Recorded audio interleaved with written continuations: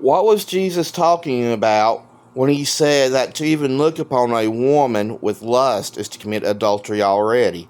It's usually not even close to what most people think it is. So all Jesus was saying, he was quoting the 10th and 7th commandments. He was saying that if you break the 10th commandment, thou shalt not covet thy neighbor's wife, you are intrinsically also violating the 7th commandment, which is thou shalt not commit adultery. That in God's eyes, that the desiring of another man's woman is the same as committing adultery. It's also not saying that lust is not always just a purely sexual thing. It could be you desire her for any reason. It could be the way she treats him, the way she speaks softly and uplifts him, the way she cooks. It could be about the way she looks. It could also be about the way she cleans. All this stuff may be better than your wife, or even if you don't have a wife, but you still won't desire her,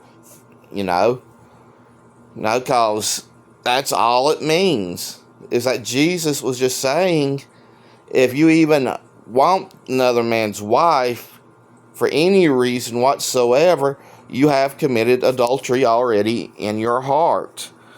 Alright, and plus we also have to remember that the word wife and woman, that there's actually no word for it's the same word in the Greek and Hebrew. They're translated the same.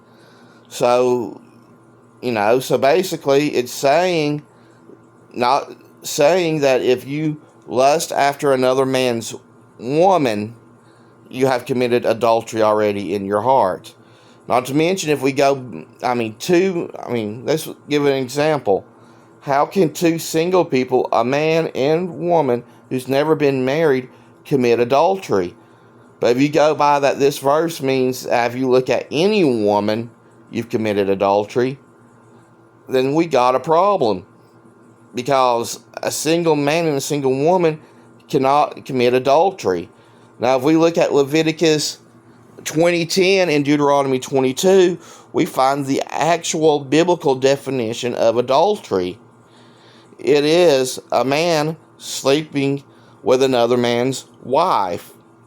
Or, as Jesus would put it, if you go by what Jesus said, it is also the desiring another man's wife for any reason is adultery.